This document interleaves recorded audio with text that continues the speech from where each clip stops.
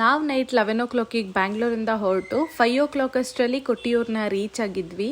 So ಇಲ್ಲಿ ಮಳೆ ಬರ್ತಾನೆ ಇರುತ್ತೆ. ಎಲ್ಲರೂ ಛತ್ರಿನ ಮಿಸ್ ಮಾಡದೆ ತೊಗೊಂಬನ್ನಿ. ಮಕ್ಕಳಿದ್ರೆ ಅಂತೂ ನಿಮಗೆ ಛತ್ರಿ ಬೇಕೇ ಬೇಕು, ಯೂಸ್ ಆಗುತ್ತೆ.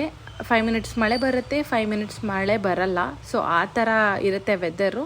ಹಂಗಂತ ಕಂಟಿನ್ಯೂಸ್ ಆಗಿ ಬರ್ತಿರುತ್ತೆ ಅಂತ ಏನಿಲ್ಲ, ಬರುತ್ತೆ ಸ್ಟಾಪ್ ಆಗುತ್ತೆ, ಬರುತ್ತೆ ಸ್ಟಾಪ್ ಆಗುತ್ತೆ.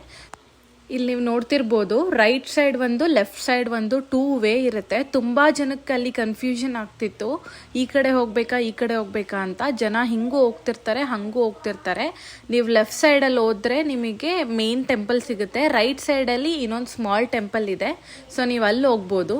ಸೊ ತುಂಬ ಕ್ರೌಡ್ ಇತ್ತು. ನಾವು ಲೈನಲ್ಲಿ ಹೋಗೋದು ಬೇಡ ಅಂತ ಡಿಸೈಡ್ ಮಾಡಿಕೊಂಡು ಎಕ್ಸಿಟ್ ಗೇಟ್ ಇರುತ್ತೆ ನಿಮಗೆ. ನೀವು ಅಲ್ಲೇ ಲೆಫ್ಟ್ ಸೈಡಲ್ಲಿ ಹೋದರೆ ಅಲ್ಲಿ ಸ್ಟ್ರೇಟ್ ಹೋಗಿ ಅಲ್ಲಿ ಎಕ್ಸಿಟ್ ಗೇಟ್ ಸಿಗುತ್ತೆ. ನೀವು ಅಲ್ಲಿಂದ ಹೋದ್ರೂ ದೇವ್ರನ್ನ ದರ್ಶನ ಮಾಡ್ಬೋದು. ನೋಡ್ಬೋದು ಇಲ್ಲಿ ನೀವೇ, ಅಲ್ಲಿ ಆಲ್ಮೋಸ್ಟ್ ಜನ ಅರ್ಲಿ ಮಾರ್ನಿಂಗ್ 5 ನಿಂತಿದ್ದಾರೆ. ಇನ್ನೂ ಅವ್ರು ಯಾರಿಗೂ ದರ್ಶನ ಆಗಿಲ್ಲ.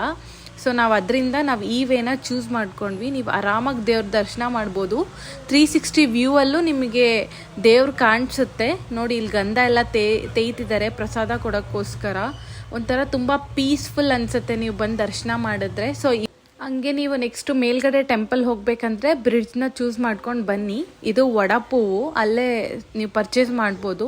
ಸೊ ಇದೇ ನೋಡಿ ಟೆಂಪಲ್ಲು ಮೇಲ್ಗಡೆ ಇದೆ. ತುಂಬ ಜನಕ್ಕೆ ಗೊತ್ತಿಲ್ಲ ಇಲ್ಲಿ, ಎಲ್ಲರೂ ಒಂದು ಕಡೆ ಬಂದು ರಿಟರ್ನ್ ಹಾಗೆ ಹೋಗ್ತಾರೆ.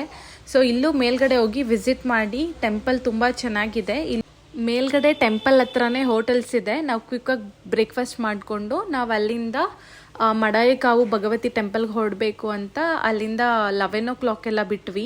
ಸೊ ಇಲ್ಲಿ ಬಂದ್ವಿ ನೋಡಿ ಮಡಾಯಿಕಾವುಗೆ. ಭಗವತಿ ಟೆಂಪಲ್ ಇದು. ಸೊ ಒಂದೊಂದು ವಾಲ್ ಕೂಡ ಅಷ್ಟು ಡೀಟೇಲಿಂಗ್ ಆಗಿದೆ, ನಿಮಗೆ ನೋಡಿದ್ರೆ ಗೊತ್ತಾಗುತ್ತೆ. ಅಷ್ಟು ಚೆನ್ನಾಗಿದೆ ದೇವಸ್ಥಾನ. ಫುಲ್ ಪೀಸ್ಫುಲ್ ಅನಿಸುತ್ತೆ ನಿಮಗೆ. ದರ್ಶನ ಮಾಡಿಕೊಂಡು ಹೊರಗಡೆ ಬಂದರೆ ನಿಮ್ಗಲ್ಲಿ ಚೀಟಿ ಕೊಡ್ತಾರೆ ಊಟಕ್ಕೆ. ಫ್ರೀ ಊಟ. ಚೀಟಿ ಮಾತ್ರ ತಗೊಂಡು ನೀವು ಅಲ್ಲಿ ಚೀಟಿ ಕೊಟ್ಟರೆ ನಿಮಗೆ ಊಟದ ವ್ಯವಸ್ಥೆ ಇರುತ್ತೆ, ಊಟ ಮಾಡ್ಕೊಂಡು ಬರ್ಬೋದು. ಸೊ ಇವತ್ತಿನ ವ್ಲಾಗ್ ಹೀಗಿತ್ತು. Thank you.